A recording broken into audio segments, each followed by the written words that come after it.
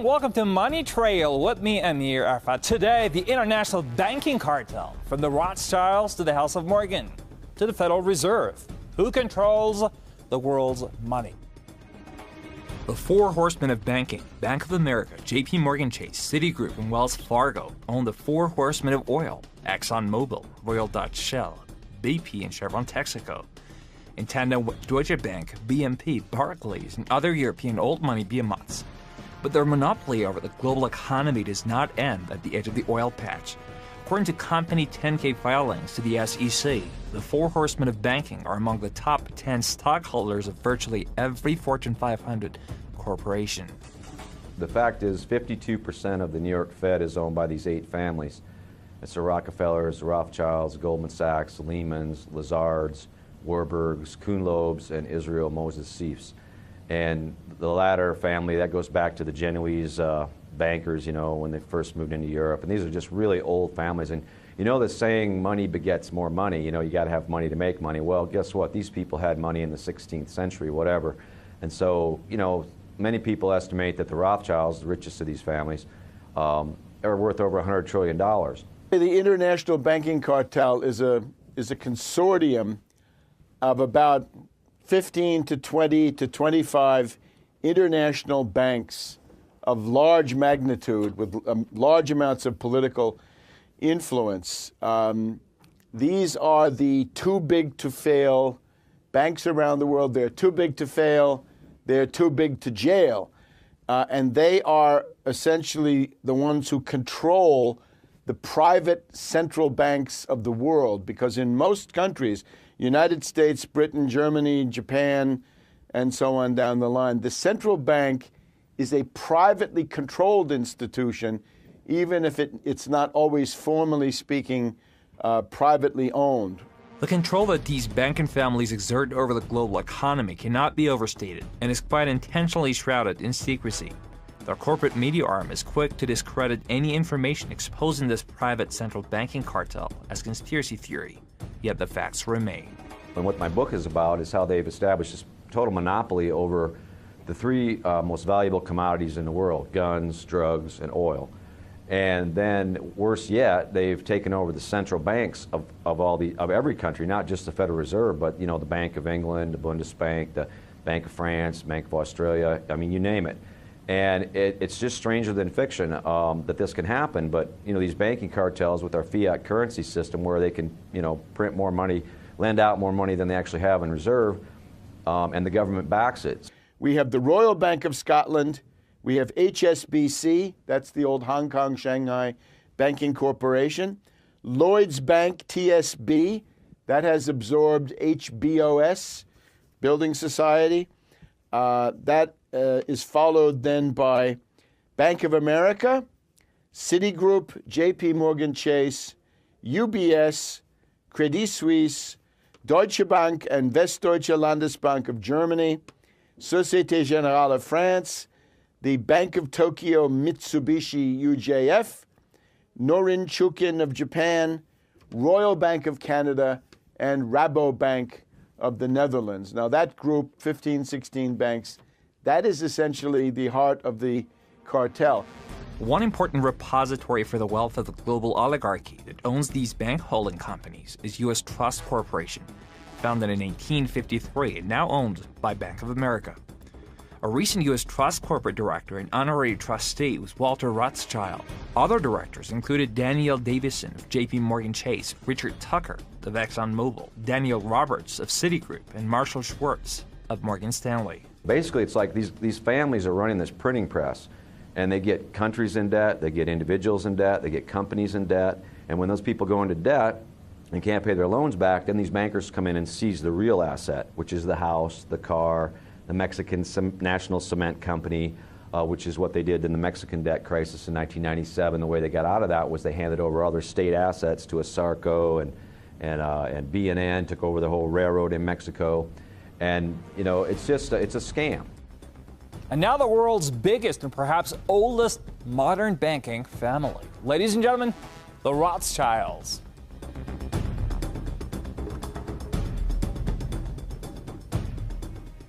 In 1694, William III teamed up with the UK aristocracy to launch the Private Bank of England. The Rothschilds and their inbred 8 families partners gradually came to control the Bank of England. Mayor Amschel Rothschild once said, quote, "I care not who controls a nation's political affairs, so long as I control her currency." When Amschel Meyer Bauer inherited the business, he decided to change his name to Rothschild. Amschel soon learned that loaning money to governments and kings was more profitable than loaning to private individuals. Not only were the loans bigger, but they were secured by the nation's taxes. Mayer Rothschild had 5 sons. He trained them all in the skills of money creation, then sent them out to the major capitals of Europe to open branch offices of the family banking business. His first son, Amschel Meyer, stayed in Frankfurt to mind the hometown bank. His second son, Solomon, was sent to Vienna. His third son, Nathan, was clearly the most clever. He was sent to London at age 21 in 1798, 100 years after the founding of the Bank of England. His fourth son, Carl, went to Naples, and his fifth son, Jacob, went to Paris. Rothschilds soon grew unbelievably wealthy. By the mid-1800s, they dominated all European banking and were certainly the wealthiest family in the world. The Rothschild family was a German banking family. Their original name was Bauer. They changed their name to Rothschild. The sons of Mayer Amschel Bauer Rothschild were spread out across Europe. They funded all sides of all conflicts. I guess the most famous instance of that is when they funded the Duke of Wellington and Bonaparte's army. They financed the Crimean War, and they financed, Napoleon and all that stuff.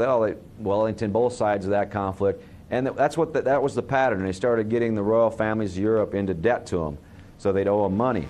This is the Waterloo battlefield about 200 miles northeast of Paris in what today is Belgium. Here Napoleon suffered his final defeat, but not before thousands of French and Englishmen gave their lives on a steamy summer day in July of 1815. The outcome was certainly in doubt. In fact, had Napoleon attacked a few hours earlier, he would probably have won the battle. But no matter who won or lost back in London, Nathan Rothschild planned to use the opportunity to try to seize control over the British stock and bond market and possibly even the Bank of England. The day after the Battle of Waterloo, in a matter of hours, Nathan Rothschild came to dominate not only the bond market, but the Bank of England as well. Whether or not the Rothschild family seized control of the Bank of England, the first privately owned central bank in a major European nation and the wealthiest, one thing is certain. By the mid-1800s, the Rothschilds were the richest family in the world, bar none. Over 2 centuries, disguising what they're doing, disguising what the ownership of their corporations is. There is no reliable information on the magnitude of their wealth in this day and age. Author Frederick Morton estimates that by 1850, the Rothschilds were worth over $10 billion. Some researchers believe that their fortune today exceeds $100 trillion. That's how the Rothschilds started, was by funding these wars in Europe, and they just gained power. The Rockefellers in America were financed by the Rothschilds, along with the Kuhn-Loeb family. They financed Cecil Rhodes, making it possible for him to establish a monopoly over the diamond and gold fields of South Africa. In America, they financed the Harrimans and railroads, the Vanderbilts in railroads and the press, and Carnegie in the steel industry, among many others. In fact, during World War I, J.P. Morgan was thought to be the richest man in America. But after his death, it was discovered that he was actually only a lieutenant of the Rothschilds. By 1850, James Rothschild, the heir of the French branch of the family, was said to be worth 600 million French francs, 150 million more than all the other bankers in France put together. He built this mansion called Ferrier, just east of Paris. Wilhelm I, on seeing it, exclaimed, "Kings couldn't afford this. It could only belong to a Rothschild." At the heart of the whole Rothschild money accumulation was that relationship they had with these royals. And then, then they started acquiring control of all these central banks. And once again, once you have, $1 billion, easy to make 10 billion. Once you have 10 billion, 100 billion is nothing. Once you have that, 100 trillion is nothing. Today, the Rothschilds control a far-flung financial empire, which includes majority stakes in most world central banks. They are founding members of the exclusive $10 trillion Club of the Isles, which controls corporate giants Royal Dutch Shell, Imperial Chemical Industries, Lloyds of London, Unilever, Barclays, Lorno, Rio Tinto Zinc, BHP Billiton. The Club of Isles is led by the Rothschilds and includes Queen Elizabeth II and other wealthy European aristocrats and black nobility. It dominates the world's supply of petroleum, gold, diamonds, and many other vital raw materials. You can't tell the difference between the Rothschilds and the Royals. It's all the same stuff. And they have joint investments. The biggest investment, I believe, is the Quantum NV Fund, which is based in Curacao, which interestingly is also home to the biggest oil refineries in the Western Hemisphere. It's just north of Venezuela. So they take all that Venezuelan crude, they take Nigerian crude there. They have these huge refineries. Royal Dutch Shell and ExxonMobil own them. And they also have this Quantum NV Fund. A lot of offshore stuff happens there. How about the American version of the Rothschilds? Who started banking in the U.S.? The House of Morgan presided over American finance from the corner of Wall Street, acting as quasi-U.S. central bank since 1838, when George Peabody founded it in London. The Morgan financial octopus wrapped its tentacles quickly around the globe. Morgan Grenfell operated in London. Morgan & Sue ruled Paris. The Rothschilds' Lambert cousins set up Drexel & Company in Philadelphia. The House of Morgan financed the launch of AT&T, General Motors, General Electric, and DuPont. Like the London-based Rothschild and Barings banks, Morgan became part of a power structure in many countries. Morgan was the official U.S. representative of the City of London and British banking. He was London's man in New York City. This gave him dominant power. A recession in 1893 enhanced Morgan's power. That year, Morgan saved the U.S. government from a bank panic, forming a syndicate to prop up government reserves with a shipment of $62 million worth of Rothschild gold. The origin of the situation we're in now, right? Where do we get this world banking cartel, and how do they control the finances and the central banks of these countries? It actually takes us back to 1895, and this was an attack on the United States organized by London and by Morgan. And the goal was to force the U.S. Off the gold standard by buying up all the gold that was in the backing of the U.S. dollar. And at the height of the crisis, there's a meeting between Grover Cleveland and the current Morgan of those days. Grover Cleveland was the president of the United States, and essentially Morgan said, London and I demand to control the U.S. public debt, and if you do that, we'll stop attacking the dollar. But if you don't, we'll wreck the dollar, we'll cause a depression, and that will be the end of you. And at that point, Grover Cleveland surrendered to London and to Morgan. Morgan was a driving force behind Western expansion in the U.S., financing and controlling westbound railroads through voting trusts. The House of Morgan was cozy with the British House of Windsor and the Italian House of Savoy. The Kuhn-Loebs, Warburgs, Lehmans, Lazards, Israel Moses Sieves, and Goldman Sachs also had close ties to European royalty. By 1895, Morgan controlled the flow of gold in and out of the U.S. The House of Morgan financed half the U.S. World War I effort, while receiving commissions for lining up contractors like GE, DuPont, U.S. Steel, Kennecott, and Sarco. Morgan also financed the British-Boer War in South Africa and the Franco-Prussian War. The 1919 Paris Peace Conference was presided over by Morgan, which led both German and Allied reconstruction efforts. Money makes strange bedfellows. How the Morgans and Rockefellers came together. In 1879, Cornelius Vanderbilt's Morgan financed New York Central Railroad, gave preferential shipping rates to John D. Rockefeller's budding Standard Oil monopoly, cementing the Rockefeller-Morgan relationship.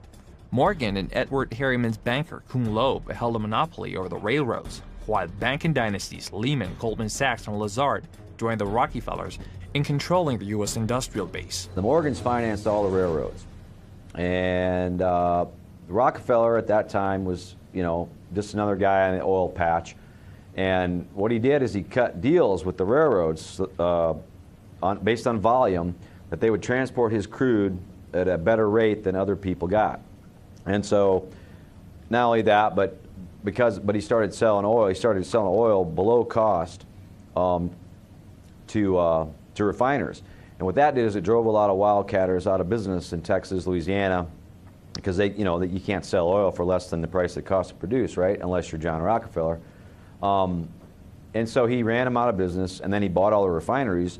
But that's the most notable instance where J.P. Morgan, early on with the railroads helped the Rockefeller family, and vice versa. Well, what you have now is J.P. Morgan Chase. So see, the Chase Bank has always been the Rockefeller Bank, the big one, and along with Citigroup. But the Citigroup, James Stillman and some other families that have big chunks of that, Harkness family. But Chase has always been the Rockefeller Bank. In the insurance business, the Rockefellers control Metropolitan Life, Equitable Life, Prudential, and New York Life.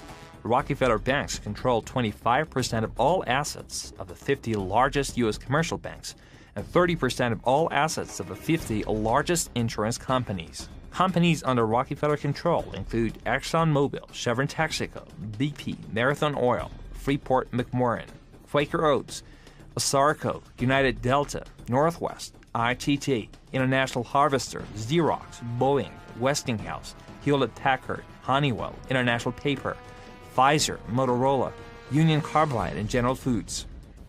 Speaking of the international banking cartel, how about the U.S. Federal Reserve? Where does the Fed stand? The Federal Reserve is a center of it. It's really one of the governing institutions. By the way, let me say, I write about this in my book, Surviving the Cataclysm, Your Guide Through the Greatest Financial Crisis in Human History. And here on the cover, we have the Fed breaking up. Everyone who can read the writing on the wall can see the Federal Reserve Bank controls the United States government. They control every aspect of the economy, and they are controlled by a international bank according to the rules that everybody knows.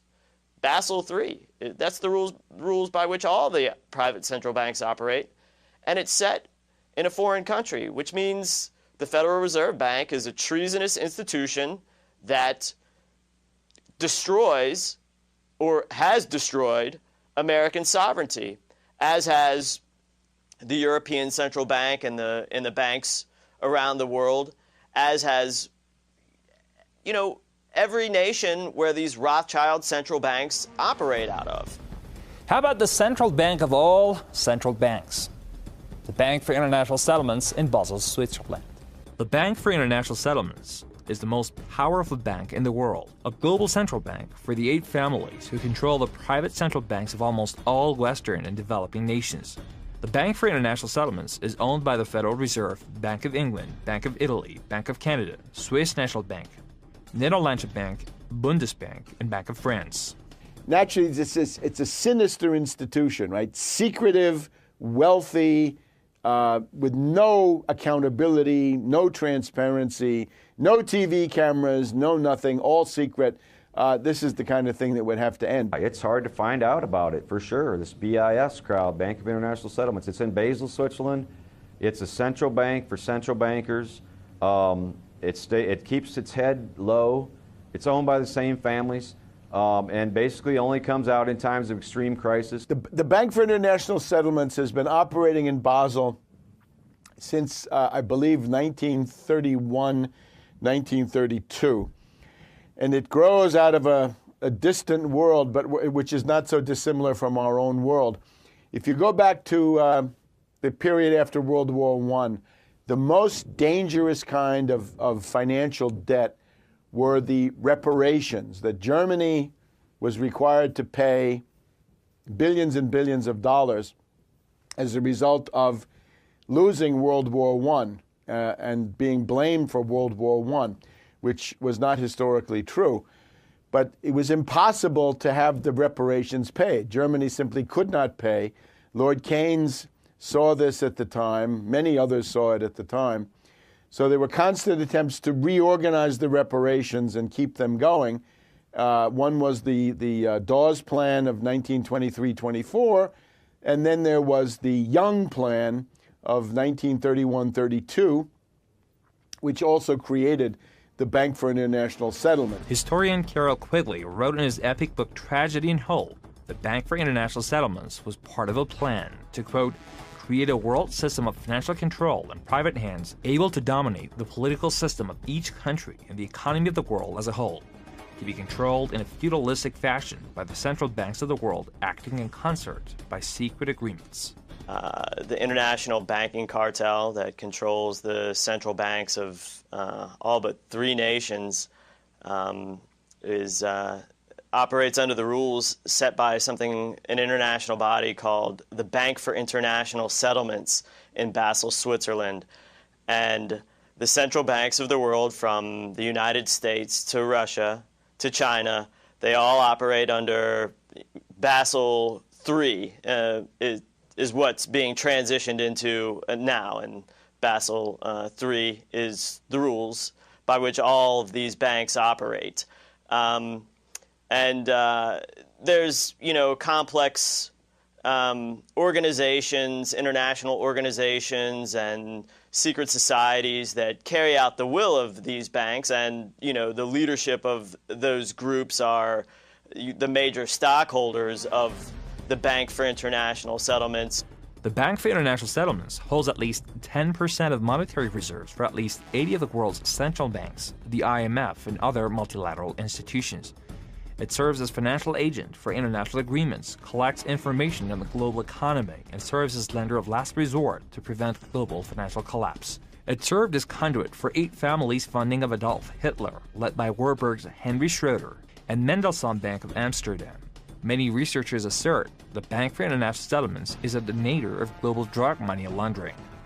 It's a banking cartel that prints money out of thin air and charges people interest and leverages its war machine, which exhibits itself in the Russian military, the United States military, the Chinese military, and they play different nationalities of people off of one another in order to enslave the planet and consolidate their power. Politicians often declare wars, but who are the true warmongers? Who are the people that fund the wars? Who are the true war profiteers?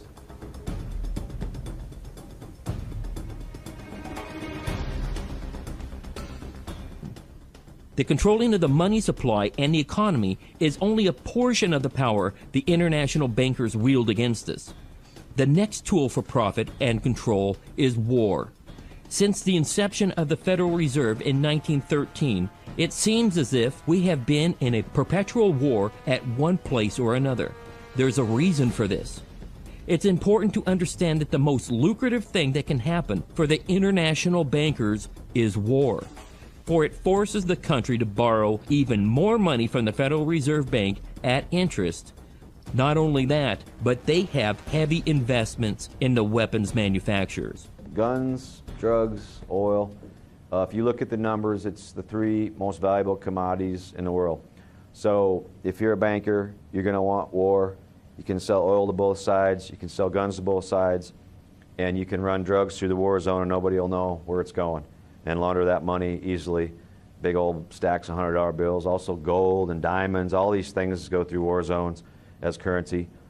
And of course, they own the defense contractors. These same families own Lockheed Martin, they own BAE, British Aerospace, they own all the biggest defense contractors. Well, thank you for watching. Always follow the money trail with me, Amir Arfa.